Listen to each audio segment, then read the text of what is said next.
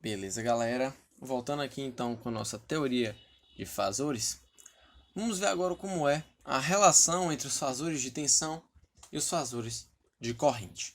Como a gente viu na última aula, um sinal V de t, que é representado por uma amplitude, oscila com um cosseno de uma frequência vezes o tempo, mais um certo defasamento, pode ser escrito como seu fasor, um V, sendo igual a essa amplitude e apenas este defasamento. A gente esquece da dependência do tempo e tem um fasor para uma determinada frequência. Bem, mas da nossa teoria de circuitos 1 mesmo, pela lei de Ohm, a gente sabe que tensão é igual a corrente vezes resistência. E isso vale para o tempo e também vale para os fasores. Então, nosso fasor de corrente nada mais é do que nosso fasor de tensão dividido por uma certa resistência. Só que não é só de resistência que a gente vai falar. Mas, a priori, vamos começar por ela. Vamos falar dos resistores e como é a passagem de tensão e corrente por esses resistores, utilizando a teoria de fasores. Bem, os resistores são dispositivos que possuem uma certa resistência e que, aplicado uma certa tensão em seus terminais, há a passagem de corrente através dessa resistência, ou melhor, desse resistor. E como a gente já viu, o fasor de corrente ele é o fasor de tensão dividido por esta resistência. Então vamos supor que a gente tenha um fasor de tensão sendo igual a o que a gente teve na última videoaula, 10 fase menos 60, por exemplo. E vamos dividir por um valor de resistência de 5 ohms. Então isso aqui está em tensão, volts, isso aqui é resistência em ohms. Nosso valor de corrente em fasor vai ser a divisão deste fasor por um número puramente real, pois é uma resistência. Se a gente abrisse isso aqui em parte real e parte imaginária, a gente teria o seguinte: 10 que multiplica meio menos j raiz de 3 sobre 2, e isso dividido por 5.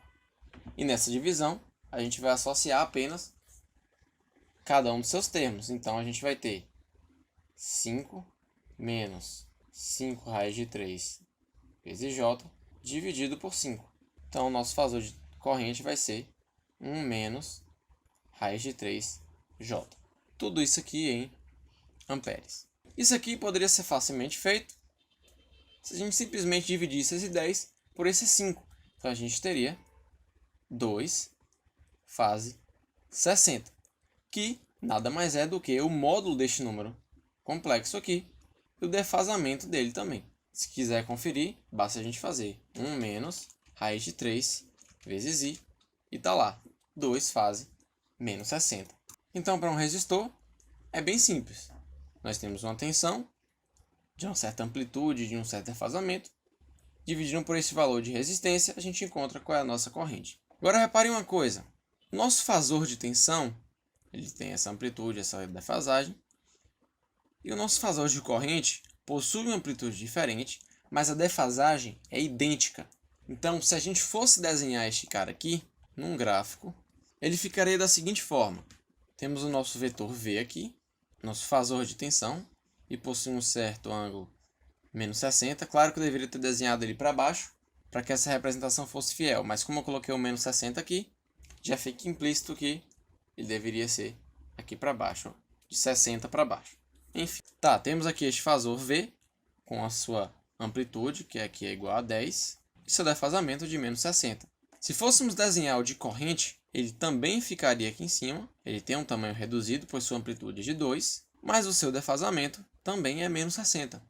Então, nós dizemos que, para os resistores, tensão e corrente estão em fase. Então, não há defasagem entre tensão e corrente. O que isso quer dizer? Quando no tempo eu tiver um pico de tensão, que no nosso caso aqui vai ser em 10, e vamos supor que ele atinge aqui, vou chutar em 1 segundo, para a corrente seria a mesma coisa. Ele atingiria o seu pico no mesmo 1 segundo. Claro que sua amplitude diferente aqui seria 2. Então, para os gráficos no tempo, seria essa equivalência aqui. Eles atingem os seus picos em momentos idênticos. Mas tudo isso porque estamos tratando da tensão e corrente que passa por um resistor. Agora vamos ver um cara que a gente já conhece há bastante tempo. Os capacitores. Bem, os capacitores, como a gente conhece, são elementos que possuem placas metálicas com seu dielétrico entre essas placas e que, aplicado numa determinada tensão, vai ter também uma corrente que vai passar por ele. E se essa tensão for constante, se nosso V de T for, sei lá, 5 volts, ele vai ter um tempo de carregamento e depois vai estabilizar em zero, ele vira um circuito aberto. Isso porque estamos falando de uma tensão de entrada nele se fosse DC, se fosse uma tensão contínua.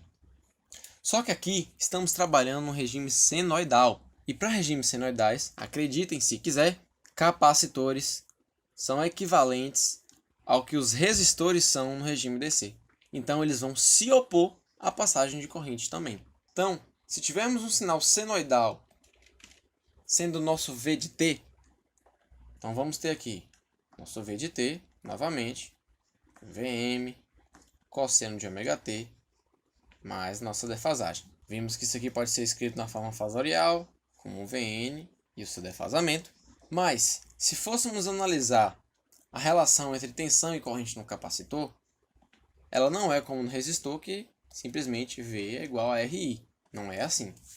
A gente sabe que a corrente no capacitor, essa IC de T, ela é a capacitância do capacitor vezes a derivada da tensão entre seus terminais. Então, IC é igual a C dVc dt. Como nosso sinal VC de T é Vm cosseno de ômega t mais φ, vamos então derivar. A derivada disso aqui vai continuar tendo esse Vm. Derivada do cosseno vai ser menos seno ômega t mais φ. E pela regra da cadeia, vezes ômega. Porque a gente tem que derivar a função e depois derivar o que tiver dentro dela. Então, só agrupando os termos aqui, a gente vai ter menos Vm C ômega, que multiplica o seno de ômega t mais φ. Bem, para jogar isso aqui para fasor, simplesmente seria eu pegar esse menos Vm C ômega e colocar o defasamento? Claro que não. Porque a nossa teoria de fasores é baseada em cossenos, porque é a parte real daquela exponencial. Então a gente tem que passar isso aqui para cosseno. E para passar um seno para um cosseno, basta que a gente adicione, e para a gente passar essa função senoidal para um cosseno, basta que a gente adicione uma fase de 90 graus. Porque pelo círculo trigonométrico, a gente tem aqui o cosseno, a gente tem aqui o seno. E a gente vê que se a gente tem aqui um seno de zero, que vale zero, se a gente somar 90 a este argumento, ele vira um cosseno. E cosseno de 90 também é zero. Portanto, agora que temos um cosseno, podemos jogar isso aqui para os fasores. Só lembrar que isso aqui é o IC de t. Pela teoria de fasores, a gente já viu que nosso sinal IC de t ele pode ser representado como a parte real da amplitude, então, menos Vm C ômega, vezes a exponencial de Euler, então, de J, ômega t, mais φ, mais π sobre 2.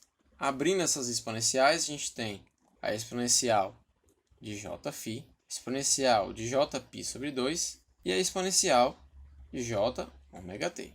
Continuando aqui embaixo, esse Vm exponencial de Jφ, a gente já viu que é o fasor de tensão.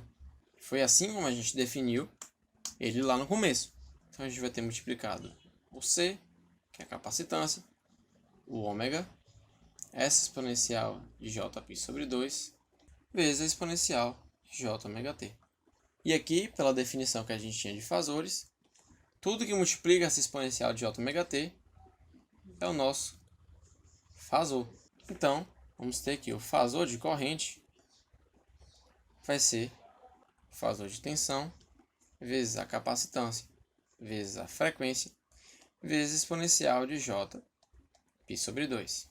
Expandindo esse exponencial de Jπ sobre 2, vai dar cosseno de π sobre 2 mais J seno de π sobre 2. cosseno de 90 é 0, seno de 90 é 1. Portanto, essa exponencial de jπ sobre 2 nada mais é do que j. Então, a gente pode simplificar isso aqui e vamos encontrar que o nosso fasor de corrente vai ser o fasor de tensão vezes capacitância, vezes a frequência angular, vezes J. Aqui onde tem todos esses menos aqui, na verdade eram para ser mais, pois na hora que eu somei esse argumento aqui, eu deveria ter trocado o sinal do nosso cosseno. Falha minha, mas está corrigido aqui. Enfim, esse é o nosso fasor de corrente. Mas espera aí, a gente não tinha aqui tensão é igual a resistência vezes a corrente? Eu tenho aqui tensão e tenho aqui corrente. Seria isso uma resistência? Bem, em termos práticos, sim. A essa resistência, entre bastante aspas, a gente dá o nome de impedância. Um valor com o qual eu teria multiplicado pela corrente e seria então o valor da minha tensão. Então, só isolando aqui, nós vamos ter que o V dividido por I, em fasor, passando isso para cá e passando isso para cá, vai ser 1 sobre J ômega C. Tensão dividido por corrente, no mundo DC a gente chama de resistência, aqui nós chamamos de impedância. Então a nossa impedância Z do capacitor, sim, para cada elemento nós temos uma forma de calcular essa impedância. Então a impedância do capacitor, que seria o fasor de tensão pelo fasor de corrente, nada mais é do que 1 sobre J ômega C. Esse ômega sendo 2πf e esse C sendo a nossa capacitância. Então é assim que a gente calcula a impedância de um capacitor. Mas reparem, temos aqui um J envolvido. E o que esse J faz? Bem, se a gente quisesse encontrar esta expressão aqui na forma polar, ela ficaria da seguinte forma. Teremos que calcular o módulo e achar o seu defasamento. O módulo entre números complexos, entre razão de números complexos, é o módulo de cima. Então vai ser módulo de 1 igual a 1, dividido pelo módulo do de baixo. O módulo de 1 continua sendo 1.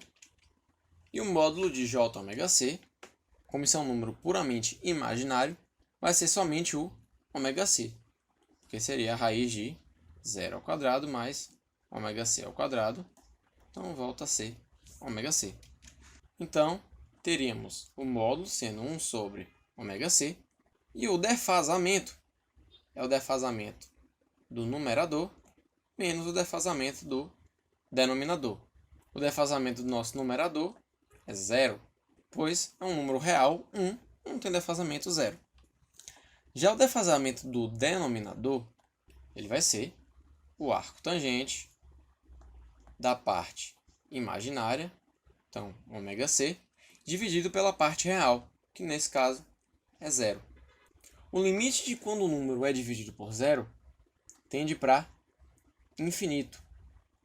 E o ângulo cuja tangente vai para infinito é 90 graus.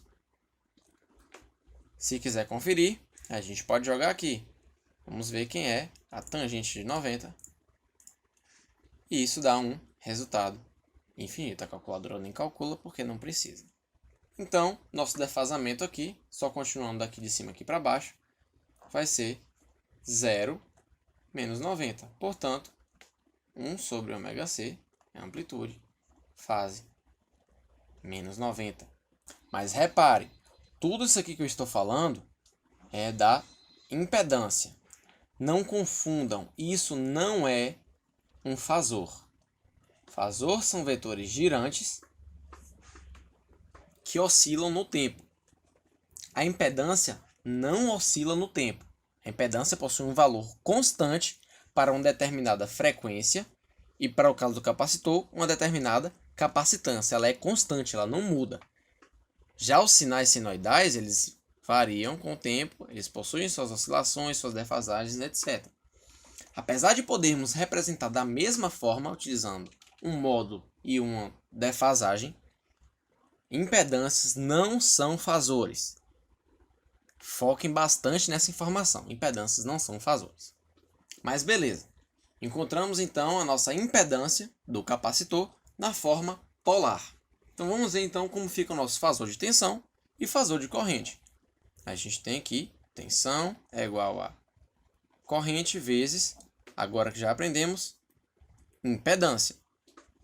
Lei de Ohm, normalmente. Então, voltando ao mesmo exemplo. Se eu tivesse um 10 fase menos 60 e quisesse achar o meu fasor de corrente utilizando a nossa impedância, ficaria 1 sobre ômega-c, defasagem 90.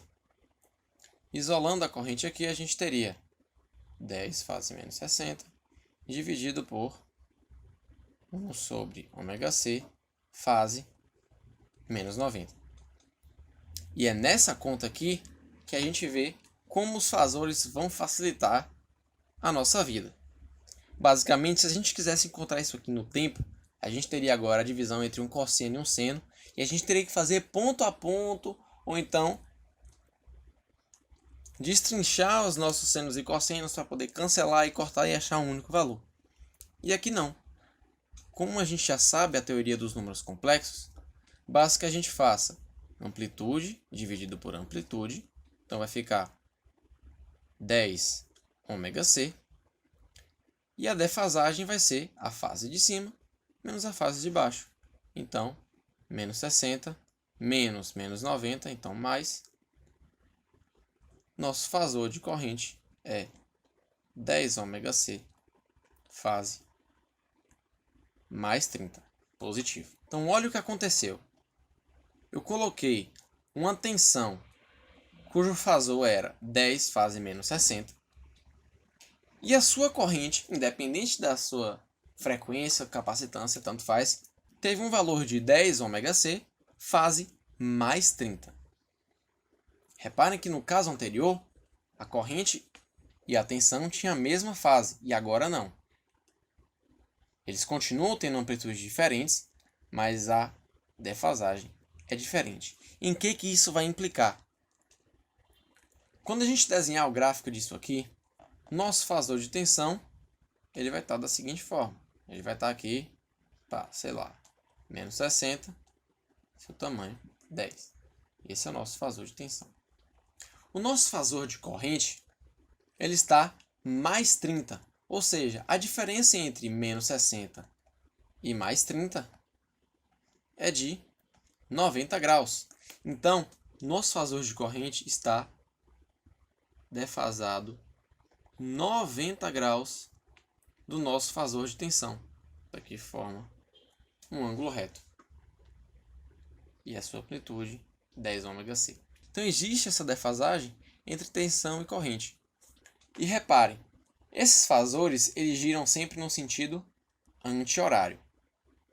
Então se eu tivesse, por exemplo, um observador aqui, quando esses dois fasores estivessem girando, o fasor de corrente ia passar primeiro pela vista do observador e depois ia passar o de tensão. Na próxima volta, corrente de novo, depois tensão, corrente, depois tensão. Por esse motivo, a gente diz que o capacitor adianta a corrente da tensão. Então, a corrente está adiantada da tensão no capacitor. De quanto? 90 graus. 90 graus a partir da referência da tensão. Então, se eu tiver uma tensão com fase menos 23, a fase da minha corrente vai ser 90 menos 23 mais 90, que vai dar mais 67. Se eu tivesse um defasamento aqui de 10, eu ia ter aqui um defasamento de 100. Sempre assim, a corrente está adiantada da tensão no capacitor. Beleza, falamos de resistores, de capacitores, a gente não pode deixar de falar dos indutores. Basicamente, o que são indutores? São elementos que, a partir de uma corrente IL que passe por seus terminais, vai haver um campo magnético associado e haverá também uma tensão VL. E essa corrente faz com que esse campo magnético se carregue, aumentando sua intensidade com o tempo. Claro que isso se fosse um regime DC. Então, se tivesse 5 volts aqui em cima de um indutor, ele ia se carregar até ficar aqui nos 5 volts que a gente estivesse aplicando em cima dele. Mas novamente, como para o capacitor, em regime senoidal permanente, o indutor age de outra forma.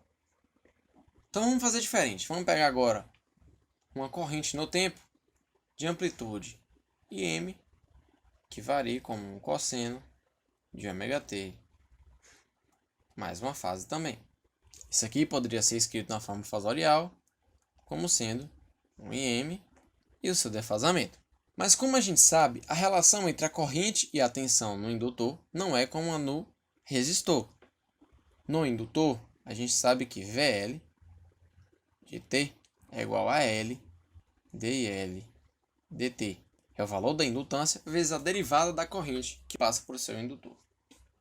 Como a nossa corrente é um cosseno, a gente vai fazer da mesma forma. Vai ser um L vezes a derivada do cosseno. Então vai ser menos Im seno de ωt mais φ pela regra da cadeia ômega. Reagrupando, menos L Im vezes ômega seno de ωt mais φ. E claro, como a gente quer encontrar o fasor disso aqui, a gente tem que passar esse sinal para cosseno. Então vai ficar Im vezes L vezes ômega cosseno de ωt mais φ mais π sobre 2. Da relação que a gente tem para encontrar o fasor, nós temos que esse mesmo VL de t nada mais é do que a parte real da nossa amplitude, portanto, Im vezes L vezes ômega, vezes a exponencial de todo esse defasamento aqui. Então, J, ωt, mais φ, mais π sobre 2, fecha chaves. Novamente, reabrindo essa exponencial, temos Im, L, ômega, exponencial de J, ωt, exponencial de Jφ, exponencial de J, π sobre 2. Im exponencial de Jφ, a gente já viu que é o nosso fasor de corrente. Então, temos aqui nosso fasorzinho de corrente, só agrupei esses caras. Vezes L, vezes ômega. E exponencial de Jπ sobre 2, a gente já viu que é J. Então, ele fica aqui multiplicado. Tudo isso multiplicado por exponencial de Jωt. Portanto, como esse é o nosso sinal de tensão, tudo que está multiplicando a nossa exponencial de Jωt vai ser o nosso fasor de tensão. Portanto, vamos ter que o fasor de tensão é JωL vezes a corrente I. Fazendo novamente um paralelo com a lei de Ohm, que a gente tem que V é igual a Z vezes I, onde Z é a nossa impedância, a gente chega à conclusão de que a impedância do nosso indutor é JωL. Então, definindo aqui, a impedância de um indutor é JωL. Se a gente quisesse escrever isso aqui na forma polar, novamente teria que fazer o módulo. Então seria 0 ao quadrado mais ωL ao quadrado. E a defasagem seria arco tangente da parte imaginária, portanto ωL, sobre a parte real, 0. Esse módulo aqui vai dar o próprio ωL. E a fase, como a gente já viu, 90. Então, novamente, voltando para o nosso exemplinho, se a gente tivesse um fasor de tensão 10 fase menos 60, uma impedância JωL, como a gente já viu aqui, ou ωL fase 90, querem dizer a mesma coisa, e o nosso fasor de corrente, isolando o fasor de corrente, seria 10 fase menos 60, dividido por ômega-L fase 90. O resultado disso aqui dá 10 sobre ômega-L, e a fase dá menos 60 menos 90. Portanto, nosso fasor de corrente é 10 sobre ômega-L, fase menos 150. Então, novamente, reparem, nosso fasor de corrente ele possui uma certa amplitude e uma certa fase, menos 150, e o nosso fasor de tensão tem a nossa amplitude e o nosso defasamento. Novamente, eles não possuem o mesmo defasamento, mas qual é a diferença do indutor para o capacitor? A diferença entre os ângulos continua sendo 90 graus, mas no capacitor a fase era mais 30, aqui é menos 150. O que aconteceu? A nossa corrente agora ela estará atrasada em relação à nossa tensão no indutor. Então, desenhando esse gráfico aqui, ficaria da seguinte maneira. Novamente os eixos. Temos aqui nosso fasor de tensão com fase menos 60. Esse é o devido módulo. Mas ao invés da corrente estar adiantada de 90, ela está atrasada de 90 graus em relação à tensão. Então dizemos que o indutor atrasa a corrente da tensão. Então é isso que o indutor faz. Ele atrasa a corrente da tensão também de 90 graus. Então vamos lá, vamos fazer um resuminho aqui de tudo que a gente viu. Nós vimos que um resistor, se tivéssemos aplicado uma tensão no tempo, ia passar uma corrente que varia também no tempo. E isso é análogo a fazer para uma impedância Z. Então aplicamos uma tensão e teremos uma corrente da mesma forma. Só que agora, ao invés de trabalharmos no tempo, trabalhamos na forma fasorial. Isso é equivalente. Vimos também o conceito de impedância, que a gente pode ter os resistores, os capacitores e os indutores. Onde esse aqui possui a impedância igual a R, esse possui a impedância 1 sobre J ômega C, e esse possui a impedância igual a J ômega L. No resistor, tensão e corrente estão em fase. No indutor, tensão e corrente estão defasados e, portanto, a corrente está adiantada. E nos indutores, tensão e corrente estão defasados, onde a corrente está atrasada. Claro que aqui está adiantada de 90 graus e aqui está atrasada de 90 graus também.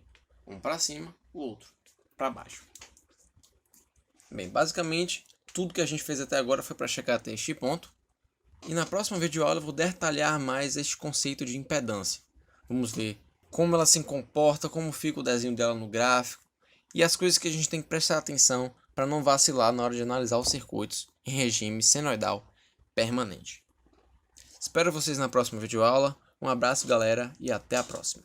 Valeu!